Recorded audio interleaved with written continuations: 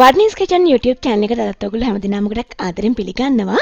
අද මම ඔයගොල්ලන්ට ගොඩක් වෙනස් විදිහේ ඒ වගේම ගොඩක් රසවත් අතුරුපසක් හදන්න හැටි තමයි කියලා දෙන්න යන්නේ. ඉතින් අපිට මේ ඩිසර්ට් එක හදාගන්න කිසිම මෝල්ඩ් එකක් අවශ්‍ය නැහැ. ඉවත දාන්න කාටන් බොක්ස් එකක් තියෙනවා නම් ඒක ප්‍රමාණවත්. ඒ වගේම තමයි අපිට මේ පුඩින් එක සෙට් කරගන්න බිත්තර, ජෙලටින්, ඒ වගේම කෝන් ෆ්ලවර් මේ කිසිම දෙයක් අවශ්‍ය වෙන්නේ නැහැ. ඒ නිසා මේ ඩිසර්ට් එකේ වෙනත් රසයක් තියෙන නිසා ඔයගොල්ලෝ හැමදිනම මේකට කැමති වෙයි. ඉතින් අපි බලමු මේ රසවත් පහසු පුඩින් එක කොහොමද අපි හදන්නේ කියලා.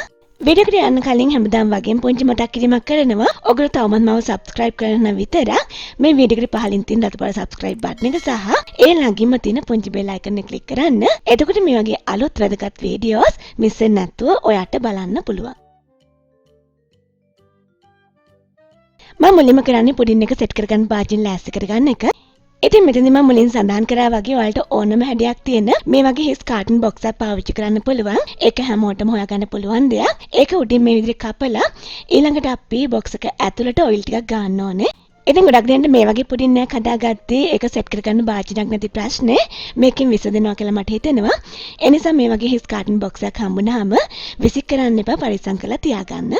භාජනය ලෑස්ති කරලා පැත්තකින් තියලා ඊළඟට මම යන්නේ පුඩින් එක හදාගන්න.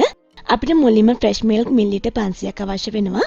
ඒක මේ වගේ භාජනයක දාගන්න ඔයාලට ෆ්‍රෙෂ් මිල්ක් වෙනුවට පිටි කිරි පාවිච්චි කරන්නත් පුළුවන්. ඊළඟට මම මේකට සීනි ග්‍රෑම් 100ක් එකතු කරනවා. සීනි එකතු කරලා මම මේක ලිපෙන් තියාගන්නවා. කිරි එක සහ සීනි එක ලිපෙන් තියලා මධ්‍යම ප්‍රමාණයේ ගින්දරේ මේක හැඳි ගාමින් තියාගෙන ඉන්න ඕනේ. ඉතින් සුපුරුදු විදිහටම වීඩියෝ එකට අදාළ සම්පූර්ණ රෙසිපි එක වීඩියෝ එකට පල්ලෙහා තියෙන ඉන්ෆෝ බොක්ස් එකේ තියෙනවා. එතනින් රෙසිපි එක ගන්න ඕගොල්ලෝ. සීනි ටික හොඳින් දියවිලා කිරි එක හොඳින් රත් වෙනකම් මේ විදිහට හැඳි ගාමින් තියාගෙන ඉන්න.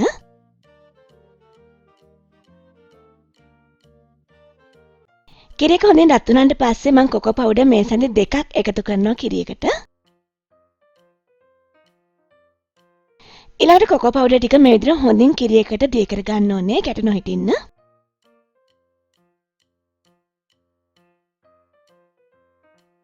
දැන් ඔයගොල්ලෝ පේන්න ඇති කොකෝ පවුඩර් ටික හොඳින් දිය වෙලා තියෙන කියලා.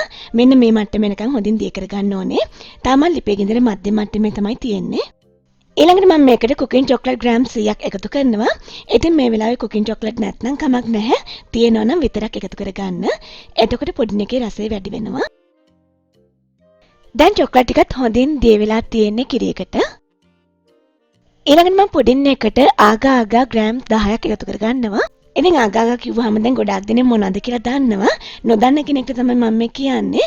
ආගා ආගා කියන්නේ ජෙලටින් වෙනුවට අපිට ආදේශක විදිහට පාවිච්චි කරන්න පුළුවන් 100% නිර්මාංශික මුහුදු පැලෑටි වලින් හදන පවුඩර් එකක්. ලංකාවේ ගොඩක් වෙලාවට මේක මොස් ජෙලි කියලා එහෙම නැත්නම් චයිනා ග්‍රාස් ජෙලි කියලා තියෙනවා. ඔයගොල්ලන්ට ඕනම සුපර් මාකට් එකකින් එහෙම නැත්නම් තොග වෙළඳ කඩේකින් හොයාගන්න පුළුවන් මේක.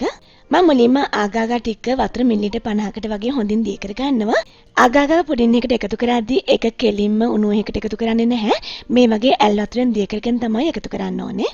ඉතින් ආගා ගැන මම සම්පූර්ණ වීඩියෝ මීට කලින් කරලා තියෙනවා විස්තරාත්මකව. මම මේ වීඩියෝ එකට අදාළ ලින්ක් එක මේ වීඩියෝ එකට පහලින් තියෙන ඉන්ෆෝ බොක්ස් එකේ දාන්නම්. කැමති නම් ගිහින් අනබන්න. දැන් ආගා ටික චොක්ලට් මිශ්‍රණයට දාලා හොඳින් දී කර ගන්නවා.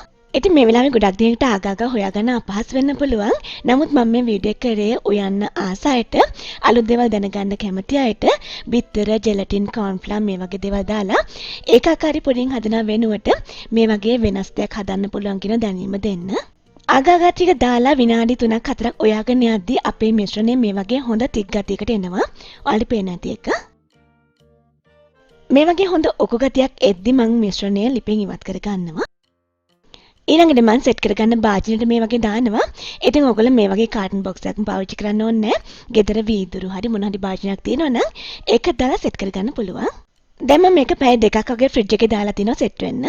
ඉතින් මෙතනින් මම පැය දෙකකින් පස්සේ එළියට ගත්ත මගේ පුඩින් එක ඔයාලට පේනවා ඇති හොඳින් සෙට් වෙලා තියෙන්නේ කියලා එක දැන් මේ විදිහට කාටන් බොක්ස් එක පොඩ්ඩක් එහෙට මෙහෙට තද කරලා පුඩින් එක බුරුල් කරගන්න. ඊළඟට ඔයගොල්ලෝ පේන ඇති හරිම පහසුවෙන් කාටන් බොක්ස් එකෙන් අපේ පුඩින් එක එළියට එනවා කියලා. ඉතින් අගග පාවිච්චි කරලා හදන පුඩින් එකේ තියෙන විශේෂත්වය තමයි ඒක කාමර උෂ්ණත්වයේ වුණත් අපිට සෙට් කරගන්න පුළුවන්. ඒ වගේම තමයි කාමර උෂ්ණත්වය දිය නොවේ ගොඩාක් වෙලා තියාගන්න පුළුවන්.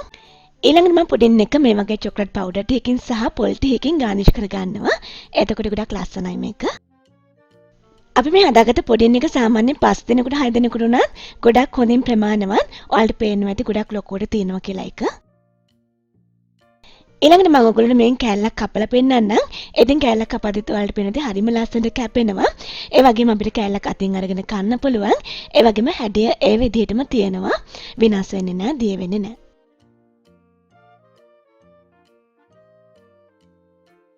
ඉතින් මේ පුඩින් එක අද්දිත් හරිම රසවත් වෙනස්ම විදිහකට තමයි දැනෙන්නේ. ඒ නිසා අනිවාර්යෙන් ඔයගොල්ලෝ මේ පුඩින් රෙසිපි එක try කරලා බලන්න. ඔයගොල්ලෝගේ යාළුවන්ටත් බලන්න මේ වීඩියෝ එක share කරන්න. අපි මේ වගේ තවත් අලුත් වැදගත් රසවත් වීඩියෝ එකකින් ආයේ හම්බ වෙමු.